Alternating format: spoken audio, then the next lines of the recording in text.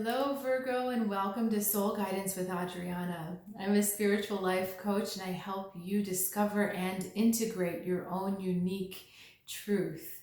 I have an intuitive message for you today. We'll get started. Swiftness, card representing your energy this week. Okay. You know, this card almost feels too simple, that things are moving quickly for you in a way that may get you caught off guard. But I'm also feeling like there's a determined focus with your energy, that you're really wanting to move things as fast as possible. I do also feel that you're getting help from your divine guidance team. Situations also, it kind of seems like things are getting out of your way, like the road is just being cleared for you. Not a lot of obstacles there, if any. I'm literally just seeing like people jumping out of the way, or cars just moving out of the way as you go on the road. You're on a roll, you're on a mission, definitely. So let's look at your beneficial energy. Son of Horns, that's an interesting one. And energy that challenges you, Ace of Pentacles, enchantment. All right, now what's going on with our Son of Horns here? Although you're so focused, Virgo, I feel like this card is asking you to take a little bit more time to look at some creative innovation that you might be doing with what you're trying to accomplish. There's something about turning things a little topsy-turvy, how his head is lower than his rear end. And to also be aware of any patterns of self-sabotage that can tend to get you off when you get into these modes of being too focused. Be very aware of them, because, okay, this card is coming as a warning that if you stay, it's good to be focused, but make sure that you're keeping an eye on everything and not just on the one thing, because you'll be heading for that kind of thing. The situation to kind of go belly up because of something you've missed or something you're not paying attention to, something that's developing alongside of you.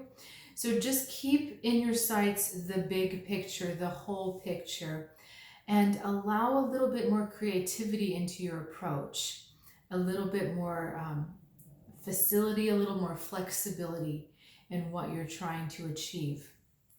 Now our Ace of Roots, enchantment. Okay, details. Getting lost in the minutia, getting lost in the details. And I know that tends to be a Virgo forte, but that is not going to help you. In fact, you see how he's focused on getting at that lichen. He's wanting that one thing, and he's throwing all other caution to the wind, personal safety. If he falls in that waterfall, he's going to have a bit of an issue, right? So he's letting go of everything for that one thing. And when you narrow your focus so tight, it gets in the way of the energy movement. Okay, it's like the energy is trying to stream through. You can even think of these these eight feathers streaming through, but then if you make the opening this big, they can't all really get through, and you get a bottleneck. So the energy is trying to help you move, and as you're moving with it, that creativity gets you into a more expansive mindset, and you don't get stuck clogging the energy. All right, let's expand your message. 2 of Cups, union, and 4 of Roots, preservation.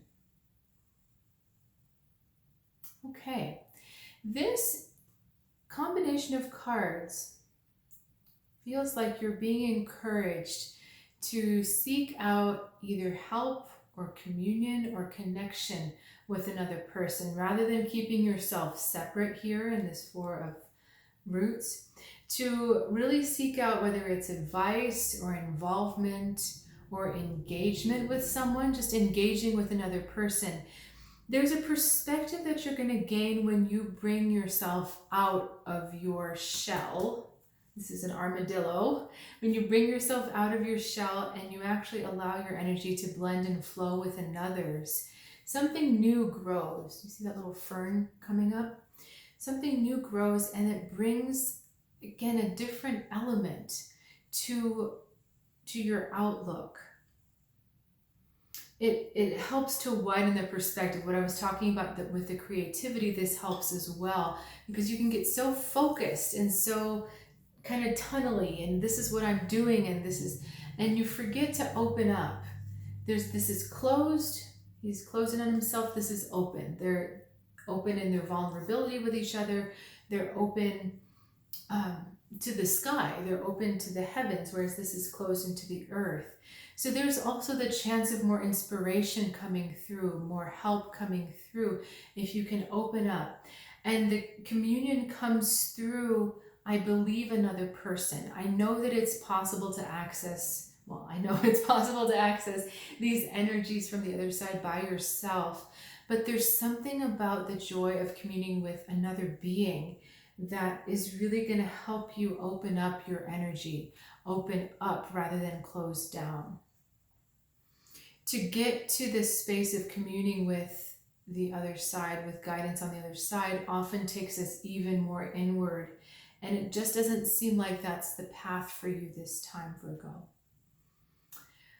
Okay, I want to thank you, Virgo, for sharing your time and energy with me. I really do enjoy doing these readings every week. And I always love hearing from you. If you would like to reach out, that's always welcome. And I look forward to seeing you next time. Have a good one, Virgo.